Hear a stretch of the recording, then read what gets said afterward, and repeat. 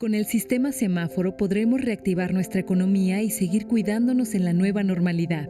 Conoce cómo funciona cada etapa. Cuando el semáforo de tu estado esté en color rojo, solo las actividades esenciales como la producción y venta de alimentos pueden trabajar con las medidas de prevención necesarias como la sana distancia y la sanitización. En naranja, se suman actividades no esenciales como hoteles y cines, pero solo a la mitad de su capacidad y siguiendo las medidas de prevención. Además, podremos acudir a los parques cuidando el 30% de capacidad. Si está en amarillo, las actividades no esenciales como restaurantes, hoteles y plazas podrán estar a un 60% de capacidad con las medidas de prevención. Finalmente, cuando esté en verde se podrá regresar a las clases presenciales, así como a los bares y gimnasios, cuidando las nuevas medidas sanitarias para evitar contagios. Para mayor información visita coronavirus.gov.mx. Juntos saldremos adelante. Gobierno de México.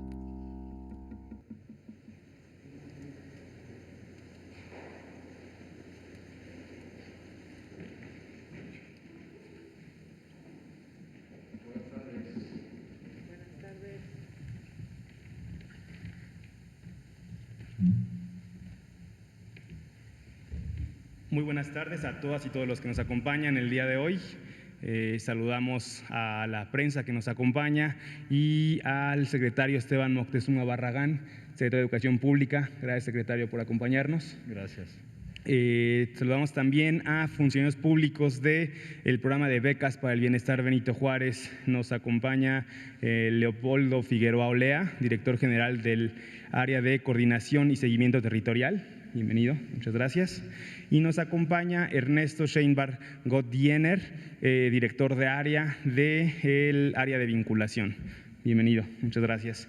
A nombre de la Secretaría de Trabajo y Previsión Social, la secretaria Luisa María Alcalde Luján, damos inicio a la conferencia del día de hoy, 26 de septiembre, que no se olvida. Recordamos que hace 6 años fueron desaparecidos 43 estudiantes normalistas de la Escuela Normal Rural Isidro Burgos de Ayotzinapa. Este gobierno está comprometido con la impartición de justicia y ha dado seguimiento muy puntual al caso.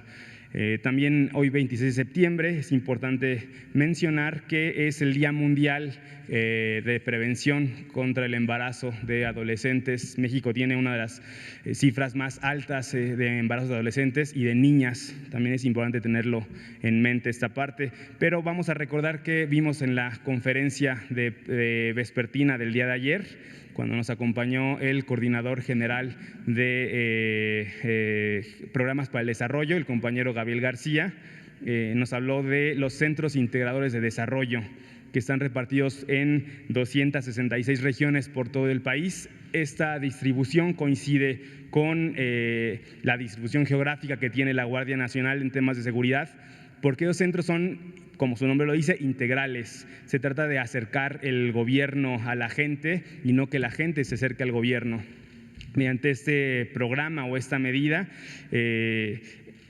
a través de todo el país, se trata de incluir clínicas de salud, el Banco del Bienestar, las tiendas de Galmex, los puntos de venta de Liconza, y ahí se pueden acercar todas las diferentes personas del país para hacer preguntas y registrarse en los diferentes programas. No es ya nada más en los grandes centros urbanos o las cabeceras municipales. Nos comentaba ayer el coordinador Gabriel que tenemos cerca de 9,937 centros ya instalados, de los cuales hasta el 25 de septiembre, el día de ayer, 7,256 ya están abiertos al público y se tiene una proyección de abrir 13,512. Hasta el 1 de septiembre, 7 de cada 10 familias reciben uno o más programas integrales de desarrollo, lo que se traduce en 23 millones de familias beneficiadas por todo el país. Los estados con más marginación cuentan con mayor número de centros integradores de desarrollo, que son Oaxaca con 1,030, Chiapas con 981, Guerrero con 620, Hidalgo con 442 y Puebla con 403 centros integradores. Vamos a dar inicio al tema de hoy, que es becas para el bienestar Benito Juárez. Así es que cedemos la palabra al secretario Esteban Moctezuma Barragán. Adelante, secretario. Muchísimas gracias, Daniel. Un saludo a Leopoldo Figueroa y a Ernesto Sheinbar. Me da muchísimo gusto y saludo con aprecio a todas y a todos ustedes, a las personas que nos están viendo desde sus hogares. Sin duda es un motivo de muchísima satisfacción el haber garantizado ya en este gobierno del presidente Andrés Manuel López Obrador pues ya las 10 millones de becas otorgadas por este programa de becas para el bienestar. Hablar de 10 millones de beneficiarios es algo muy importante para nuestra educación, ya que estamos impulsando la permanencia, el no abandono de nuestras niñas, niños, jóvenes a sus diferentes niveles educativos. Incluso se rebasó esta cifra tan significativa de apoyos financieros que, como veremos en un momento más, están distribuidas en varios programas. Hace un año, en septiembre de 2019, se otorgaron más de 2 millones de becas adicionales a estudiantes que van a educación, desde la educación básica hasta la educación superior. Y eso es sin duda pues uno de las expresiones más claras del apoyo del presidente a nuestra juventud, a las jóvenes y los jóvenes que llevaban mucho tiempo sin ser atendidos por programas específicos para ellos. Por ello también felicitamos a Leticia Ánimas, la encargada dentro de la Secretaría de Educación Pública de este programa, y pues sin duda ampliar el programa significó en consolidar la asistencia y la cobertura educativa en un grado sin precedentes. Si consideramos el enorme impacto positivo que tiene para las y los becarios este programa, y así como a sus familias, porque sin duda también las beneficia, durante los meses que hemos padecido los efectos del COVID, pues sin duda ha tenido un impacto todavía mayor, en especial para aquellas familias que no han contado con ingresos estables, por haber tenido que permanecer en este aislamiento preventivo, que ha sido una necesidad que nos impone la pandemia, sin oportunidad de desarrollar sus actividades laborales acostumbradas, o incluso en casos todavía más dramáticos, que es algo que todos lamentamos, para aquellas familias en las que alguno de sus miembros se vio afectado directamente al contagiarse del virus. Las becas para el bienestar generan mejores condiciones de vida, experiencias alentadoras para las y los estudiantes, y es un gran estímulo para que nuestras niñas y niños, adolescentes y jóvenes hagan efectivo el derecho a la educación, ya que muchas veces se abandona la escuela por no tener los recursos para el pasaje, por no tener los recursos para la alimentación, y estas becas sin duda cubren esa necesidad de una manera muy clara. Ante la pandemia, en la Secretaría de Educación Pública estamos manteniendo la continuidad de los aprendizajes con Aprende en Casa 2, avanzando en abatir el rezago educativo, ya que se han vinculado muchísimos adultos a terminar su secundaria, y a evitar la ruptura de la trayectoria escolar de nuestros educandos y capacitando también de manera importante e intensa al magisterio. Cedo ahora el turno de la palabra para que nos expongan los avances más recientes de este programa que tantos beneficios aporta a millones de mexicanas y mexicanos. Adelante. Gracias, secretario. Adelante, Leopoldo. Muchas gracias, secretario. Con permiso, Daniel, Ernesto.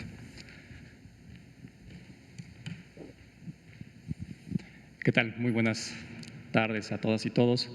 A nombre de la coordinadora de becas, Leticia Ánimas, les vamos a presentar un avance sobre todo de este proyecto tan importante que es el Becas Media Superior Universal, y que con el tema de la pandemia pues ha habido muchas preguntas, muchas dudas, y sobre todo saber cómo vamos avanzando en la entrega de becas.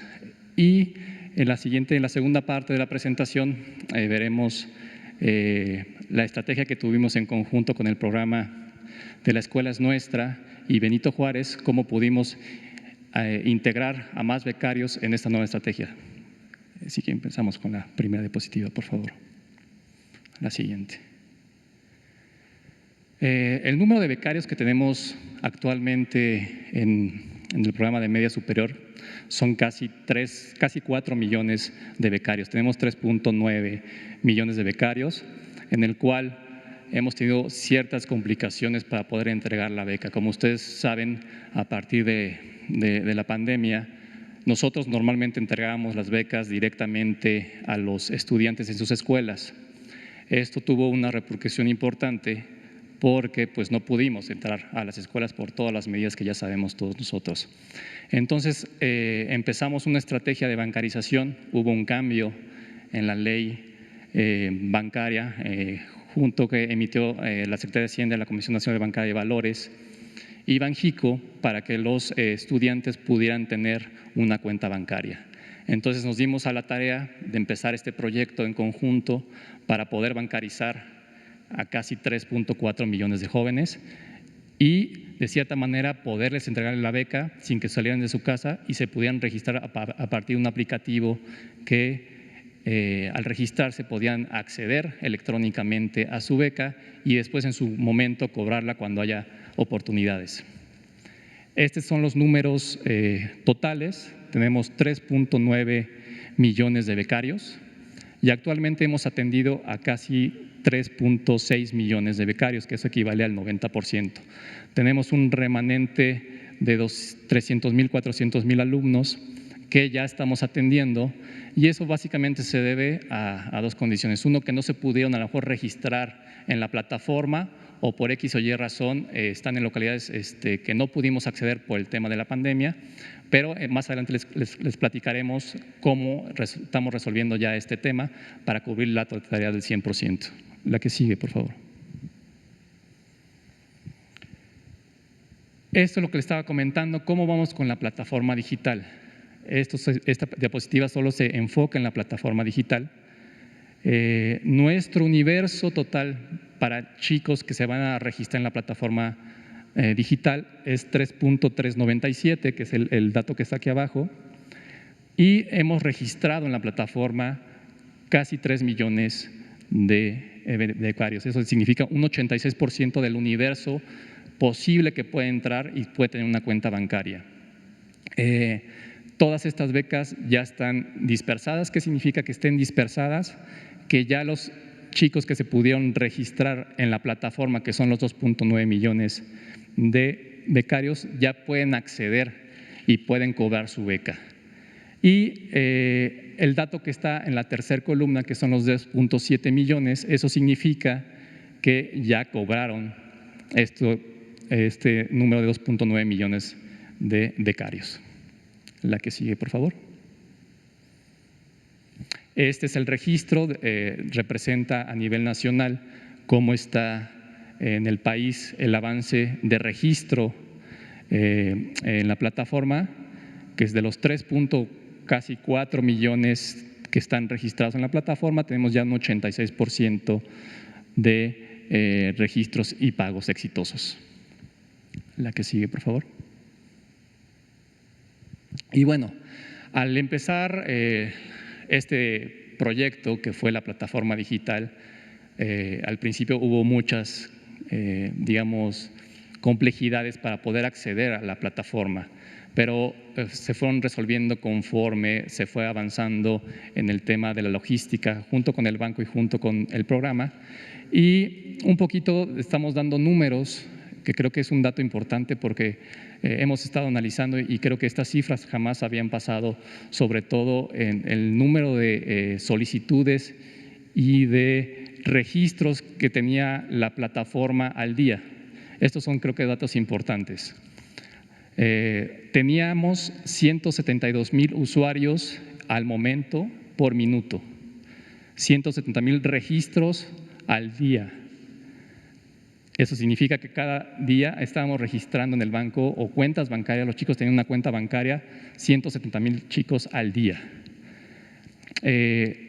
Mucha de la saturación también que en su momento ocasionó un poco el atraso de que funcionara la plataforma, pero ahora ya está, digamos, al 100%, fue que tenía la aplicación 2.6 millones de sesiones al día, 1.5 millones de peticiones de cambio de login, de password y 3.3 millones de peticiones de consulta de saldo. Es decir, el chico cada minuto, cada segundo estaba revisando si ya le había caído su beca, y toda esta información pues obviamente tuvo que haber una ampliación de banda y de tecnología que afortunadamente pues ya está resuelta. Tan es así que casi en mes y medio cubrimos casi el 90% de la información y de las becas para los chicos. La que sigue, por favor.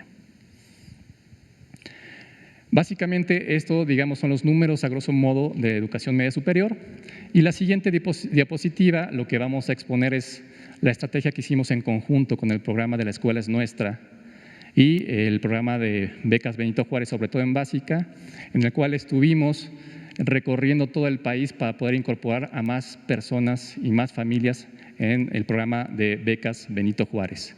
Y tenemos un video para que se den una idea de toda la logística y la operación que consistió esta estrategia. Adelante.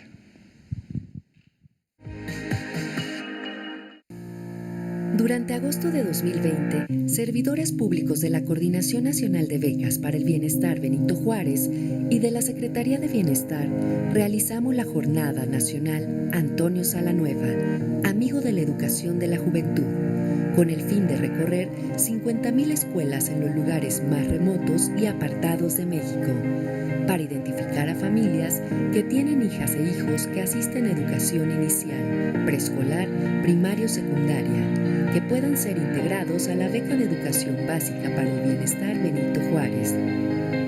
En esta jornada participaron las 32 representaciones estatales que se dieron a la tarea de visitar comunidades indígenas a las que nunca habían llegado apoyos sociales, la mayoría de ellas de muy alta marginación y que presentan el mayor rezago educativo, con el propósito de terminar con las desigualdades que existen en nuestro país y que niñas, niños y jóvenes tengan las mismas oportunidades de educación. De esta manera, también incentivamos a las madres y padres de familia a que inscriban a sus hijas e hijos a la escuela y no abandonen sus estudios por motivos económicos. Durante 2 semanas se desplegó un operativo a nivel nacional. Desde el sur, visitamos los municipios de Ocosingo, San Andrés Larráinzar y Sinacantán, ubicados en la selva y los altos de Chiapas. En Oaxaca, recorrimos la Sierra Mazateca.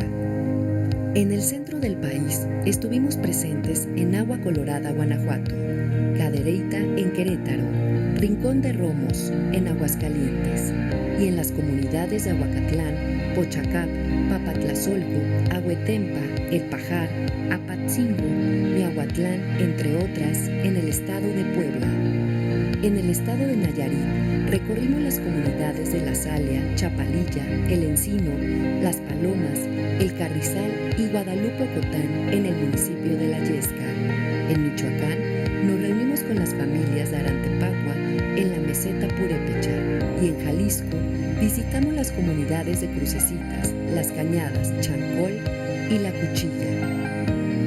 En el norte del país, recorrimos los estados de Tamaulipas, Nuevo León, Chihuahua y diferentes comunidades indígenas en Sonora, como Bacajaquía y Boaiseacobe, en el municipio de Chojoa, Rajum en Guaymas y Punta Chueca, ya que para el gobierno de la Cuarta Transformación es un compromiso integrar y garantizar la educación a los pueblos originarios de México. Durante esta jornada, también conocimos los avances del programa La Escuela es Nuestra, un proyecto participativo en el que madres y padres de familia, organizados en comités, planean, administran y ejecutan las obras de mejoramiento de los planteles educativos, los cuales son dignos de nuestro reconocimiento por el empeño con que han realizado este trabajo.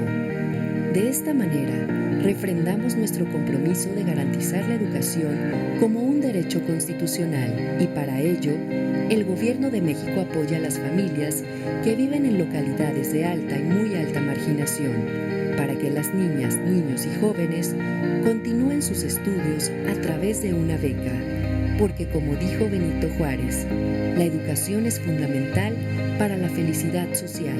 Es el principio en el que descansa la libertad y el engrandecimiento de los pueblos.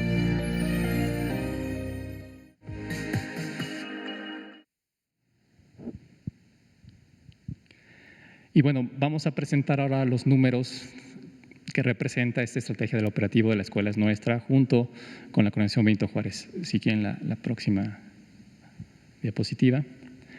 Lo que empezamos a realizar fue un operativo nacional en 57.611 escuelas. La Escuela es Nuestra tuvo 3 etapas. En la primera etapa fueron 28,000, en la segunda etapa fueron 29,000 y en la tercera etapa fueron 161,000. Y hay que recordar que estas escuelas se encuentran en localidades de muy alta y alta marginación principalmente. Hicimos un recorrido y un esfuerzo en conjunto sin antecedentes para poder, digamos, encuestar y visitar todas estas escuelas junto con la coordinación, la SEP y Coordinación de Becas Benito Juárez, con el apoyo también de servidores de la Nación. La que sigue, por favor.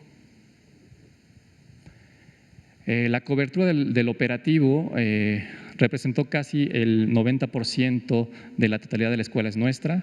En algunos lugares no pudimos acceder por obvias razones. Y el número representó 49,000 de 57,000 y esto es el 87% de cobertura en la Escuela es Nuestra. La que sigue. Aquí está la distribución para darnos una idea de cómo estaba la composición de las familias encuestadas en las etapas. Del millón, que es el total de familias encuestadas, en la etapa 1 representaba el 43% con 456,000 familias. En la etapa 2, que es la más gruesa de este operativo, fueron 584,000. Y en la tercera etapa, que era el más pequeño, fueron 11,727 familias encuestadas. La que sigue. ¿Cómo está la distribución de este millón de familias? El 74% son indígenas, son 780,000 y no indígenas son 273,000, que representa casi el 26%. La que sigue, por favor. ¿Cómo está distribuida las familias por grado de marginación? El 96% está concentrada en localidades de muy alta y alta marginación, mientras que el 4% está localizada en localidades de media o muy baja marginación. La que sigue. Aquí está la composición del número de familias en la República. Obviamente se está concentrando en los estados de Chiapas, Guerrero, Oaxaca, Veracruz y Puebla.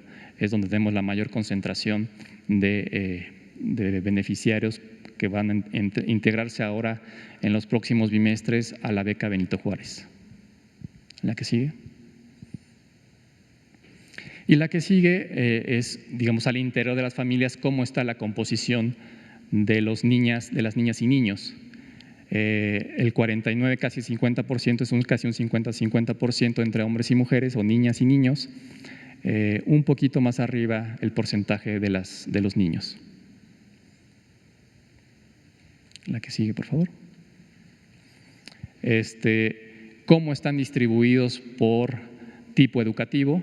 Del 1.800.000 de encuestas y familias que logramos encuestar y a tener acceso a su información, pues inicial es el porcentaje mucho más pequeño, es el 0.3%, preescolar es el 22%, la primaria obviamente es el grosso de nuestras encuestas, casi el 56%, que equivale a 1 millón, y secundaria el 21%.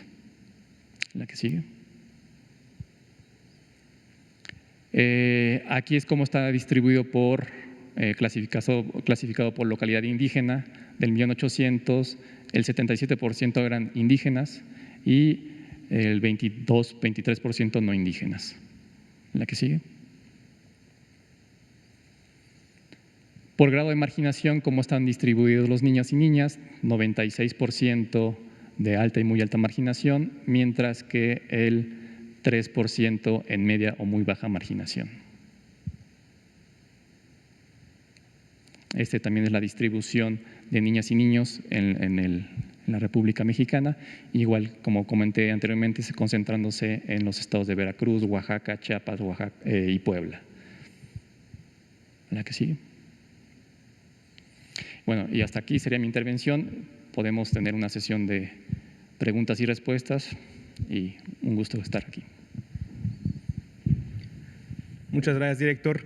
Este programa es muy importante porque, si se dan cuenta, se acerca a las poblaciones más vulnerables, por mucho tiempo olvidadas, y se trata de que las y los jóvenes principalmente tengan opciones de estudiar, de permanecer en sus comunidades y no se vean necesariamente obligadas a trasladarse hacia los grandes centros urbanos, hacia las capitales de los estados, y muchas veces ni siquiera es en búsqueda de educación. Digo, el mejor de los casos sería ese, sino ya se ven forzados a aportar algo a su familia a través del trabajo, menores de edad.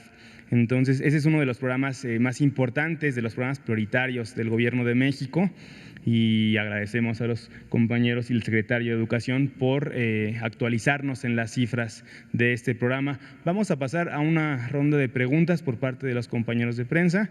Adelante, Arturo. Gracias, buenas tardes. Arturo Contreras, de Pie de Página. Un par de dudas. Primero, sobre el anuncio de ayer del semáforo verde en Campeche. Pues, ¿cómo se espera que reinicien las clases? ¿Cuándo se espera que se reinicien? Si ya se tiene como alguna coordinación con las autoridades estatales, ¿bajo qué protocolo se va a hacer?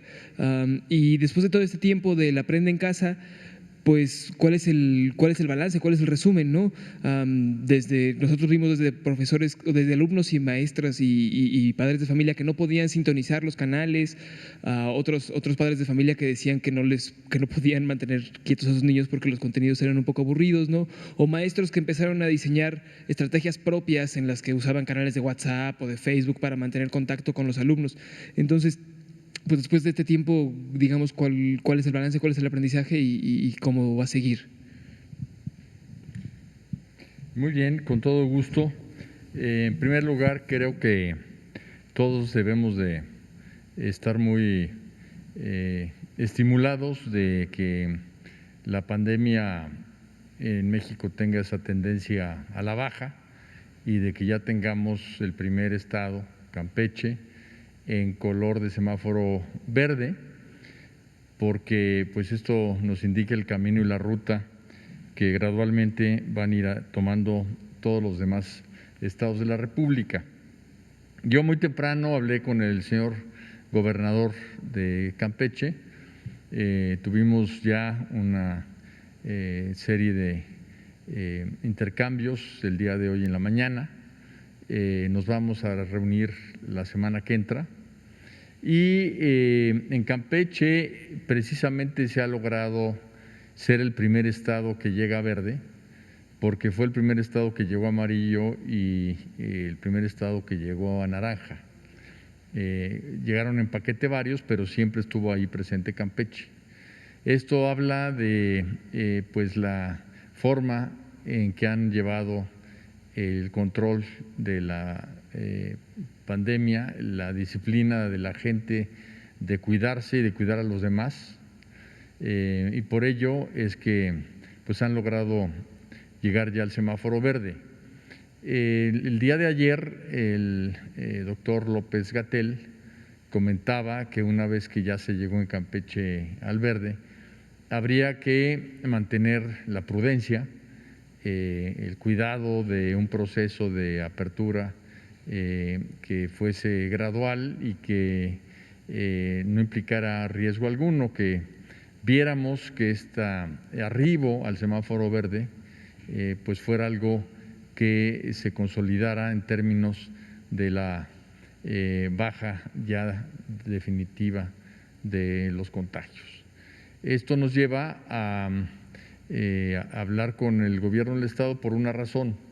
La autoridad sanitaria es la que define el estatus de la epidemia a nivel nacional de esta pandemia, el manejo del semáforo y pues una vez que la Secretaría de Salud levanta las restricciones sanitarias y declara un estado en verde, es responsabilidad local, es responsabilidad del gobierno estatal determinar cuándo se abren las clases, ya que el proceso del servicio educativo en todos los estados de la República, salvo en la Ciudad de México, las lleva precisamente cada estado.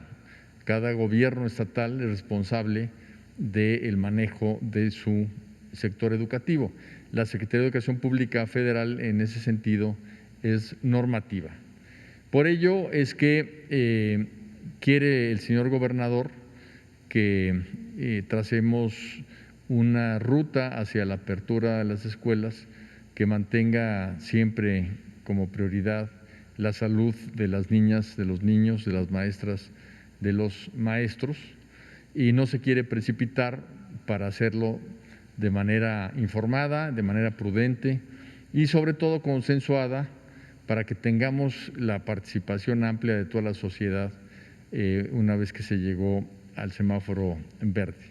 Nosotros en la Secretaría de Educación Pública pensamos que el regreso a clases cuando ya se convenga con el Estado de Campeche, también mientras mantengamos la educación a distancia, debe de ser voluntaria, porque las niñas y los niños tendrán la alternativa de seguir sus cursos a distancia. Además, hemos definido un protocolo que habla de varios temas. El primero es que en cada escuela se establezca un comité de salud escolar.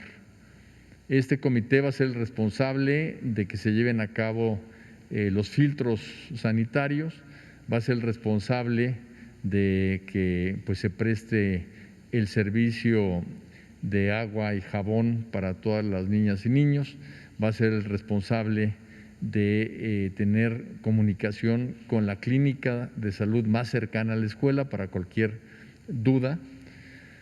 Y después de establecido este consejo se empezará la limpieza profunda de las instalaciones escolares.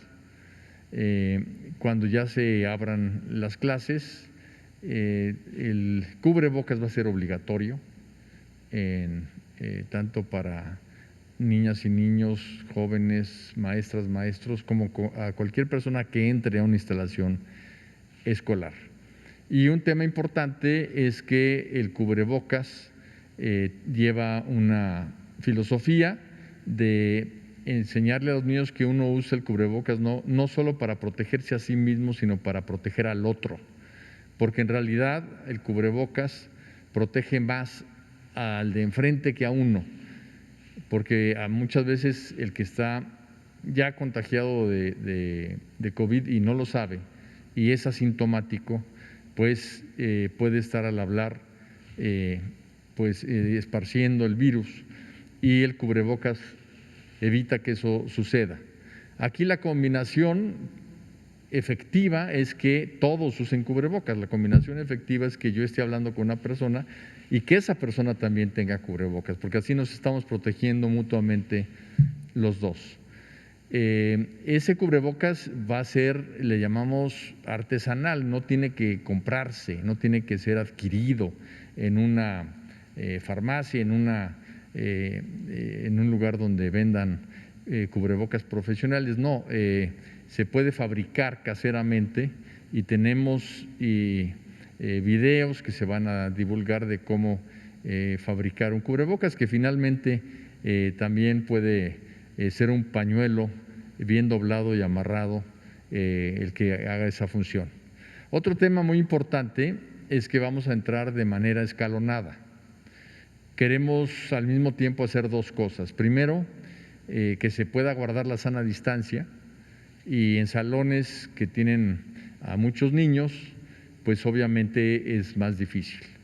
Entonces vamos a entrar en la mitad del salón un lunes y la otra mitad un martes. Los que fueron el lunes van a trabajar en su casa el martes y van a regresar a la escuela el miércoles, mientras trabajan en su casa los que fueron el martes, y el jueves van los que fueron el martes. Entonces todos los niños irían alternadamente lunes o miércoles, martes o jueves. Y el viernes es un día en que las maestras y los maestros habrán reconocido qué alumnas o alumnos tienen el mayor rezago porque no tuvieron las condiciones para estudiar en su casa. Y ese viernes también va a ir la mitad del salón, pero es la mitad del salón que requiere de mayor apoyo. De esta manera estaremos cumpliendo con la sana distancia, pero también estaremos cumpliendo con una cuestión pedagógica muy importante, que es hacer una evaluación diagnóstica personalizada. Queremos que cada maestra y maestro sepa exactamente cómo está cada niña y cada niño en su salón, ya que las condiciones en que se desarrolló la pandemia desde el punto de vista familiar pues son muy diversas. Hay niñas y niños que están sentados frente a su televisor, algunos sentados frente a una herramienta digital y que tienen reservado en su casa un pequeño escritorio y que están apoyados por su mamá principalmente o por su papá y están trabajando todos los días en su aprendizaje. Hay otros niños que tienen más problemas para acceder al estudio, que tienen un ambiente familiar más complejo, que no les permite estar en la mejor condición para el estudio, y entonces por esa razón obviamente los aprendizajes van a ser variados. Otro tema muy importante, además de la entrada escalonada, es que vamos a poner 3 filtros. El primer filtro es que cada hogar va a escribir en la mañana un recado en cualquier tipo de hoja, no se requiere ningún tipo de formato, en donde simplemente digan: en mi familia no hay alguien que tenga síntomas aparentes del COVID. Y los síntomas ya los conocemos, no los tengo que repetir, pero el niño llegará a la escuela y entregará ese papel firmado por su madre o por su padre todos los días. El otro filtro es la entrada a la escuela, donde también se hará una revisión de los signos aparentes de las niñas y los niños. Y finalmente hay otros 2 filtros. Uno es el del salón de clases. Cada maestra y maestro estará pendiente de que no se den estos síntomas, y si se dan en un momento dado lo reportará al director. Y cada niña o niño, cada joven tendrá la responsabilidad de limpiar su escritorio, de limpiar su silla, tanto al llegar como al salir y ocuparla. Otra cuestión que también vamos a hacer es poner agua y jabón para el uso permanente de todos los alumnos, maestras y maestros. Esto es algo muy importante que deberá de ser algo permanente. En la mayoría de las escuelas hay agua potable. En las que no haya, pues se pondrán recipientes con agua para poder realizar esta función. En términos generales, todavía hay otro tipo de cuestiones que hay que analizar, pero estas son las principales, aunado a que se va a privilegiar los espacios abiertos. Muchas clases se podrán dar en el patio, en lugares abiertos. Los salones tendrán también que estar abiertos de puertas y ventanas. Pues habrá una comunicación permanente entre la escuela y la clínica de salud más cercana para el desarrollo del tiempo. Hemos visto, y tenemos que estar con mucho cuidado, que en Europa empieza a haber ya signos de un resurgimiento de los casos de contagio, y por eso tenemos que estar muy alertas de hacer las cosas con todo cuidado, protegiendo siempre la salud de las niñas, los niños, las maestras y los maestros. El sector educativo fue el primero en salir al distanciamiento social, fue el primero en que le pidió a 40 millones de personas que se quedaran en su casa, y eso según los informes de la Secretaría de Salud que ha presentado el subsecretario López-Gatell, evitó que la curva de contagios hubiera sido mucho más grande y más severa, como en las gráficas él pudo comentar. Y pues será y es el último sector que regrese, y regrese con todo cuidado para evitar cualquier problema. Estamos muy al pendiente de que si en un momento dado es necesario que una escuela cierre, que una zona cierre, que un municipio cierre, lo haremos con todos los conocimientos del caso, pero estaremos siempre pensando en que tenemos que ver con mucha información y flexibilidad este caso que nos enseñan los gobiernos y los países extranjeros que están teniendo rebrotes. Hay una cuestión muy importante que es que la mitad de la población ya quiere regresar a clases, les urge a las mamás, les urge a los papás que sus hijos estén en clases, que vuelvan a socializar, a ver a sus amigas y amigos, a sus maestras y maestros, y la otra mitad no quiere regresar a clases y dicen prefiero no mandar a mi hijo a la escuela. Entonces, por eso es que vamos a tener un diálogo permanente con madres y padres de familia, con el magisterio, y por eso es que este regreso será en principio voluntario. En cuanto tengamos ya el protocolo que se va a aplicar en Campeche, con todo gusto lo vamos a informar. Y en cuanto al tema de Aprende en Casa, hemos estado dándole seguimiento.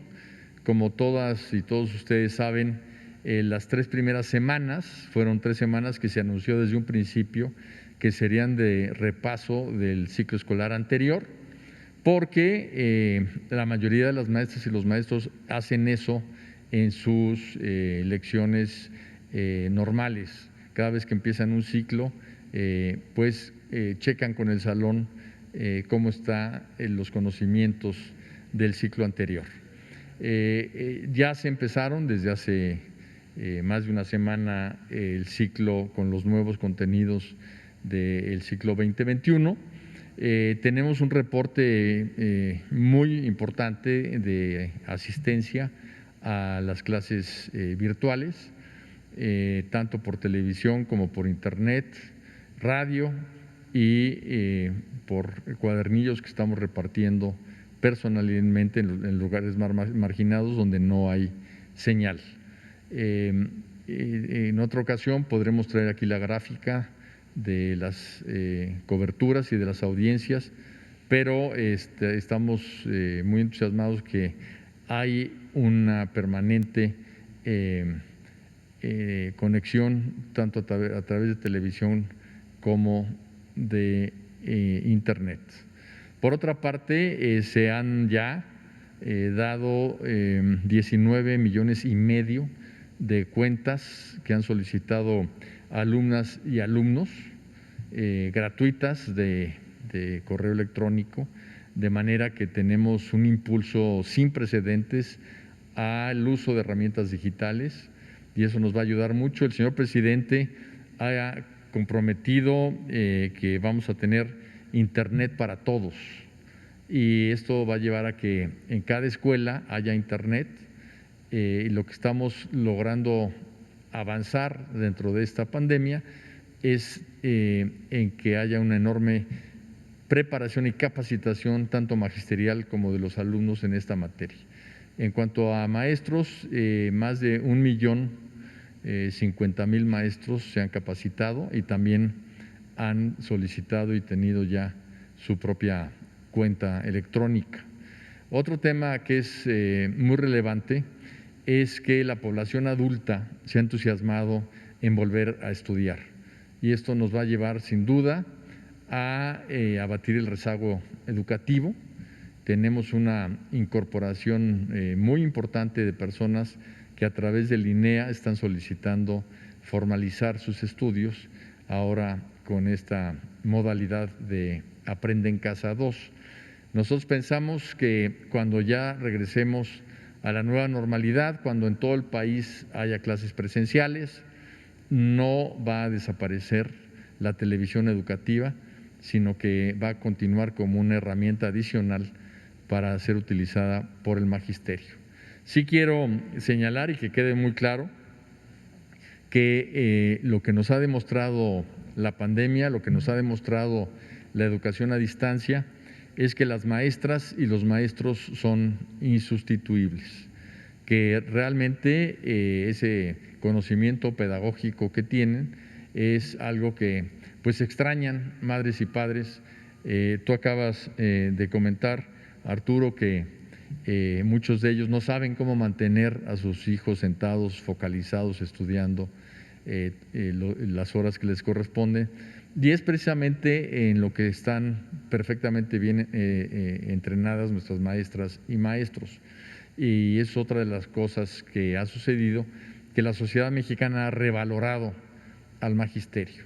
Tenemos una encuesta que nos dio muchísimo gusto conocer sus resultados, ya que a principios del gobierno del presidente López Obrador, el aprecio social por el magisterio entre un grupo de profesiones y de actividades y sectores productivos estaba en los últimos lugares.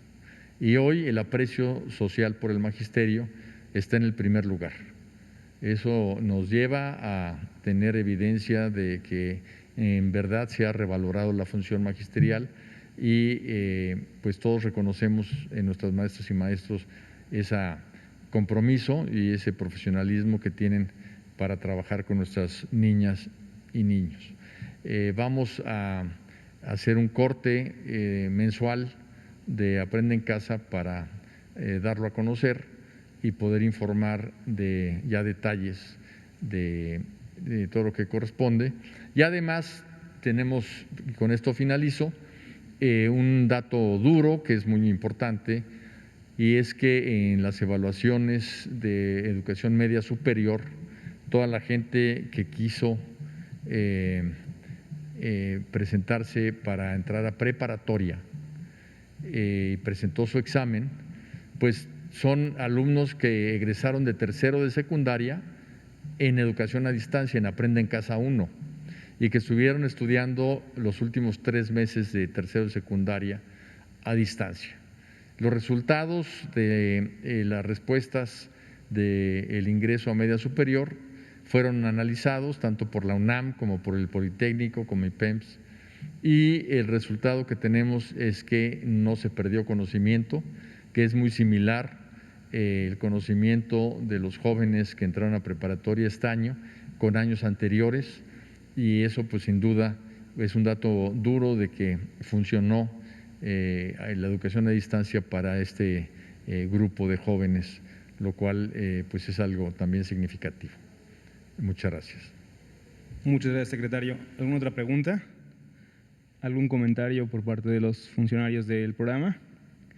Pues damos por finalizada la conferencia del día de hoy. El día de mañana los invitamos a que nos acompañen. Mañana domingo 27 de septiembre vamos a platicar sobre el programa sobre las políticas públicas para el bienestar de las mujeres. Nos acompañará Nadine Gassman, la presidenta del Instituto Nacional de las Mujeres, INMujeres, y Luz Beatriz Rosales, titular del Instituto Nacional de Desarrollo Social, INDESOL. Agradecemos muchísimo las aportaciones del secretario Esteban Moctezuma Barragán, de los funcionarios del programa de becas para el bienestar. Muchísimas gracias a los medios de comunicación que nos acompañaron. Mañana nos vemos. Muchas gracias.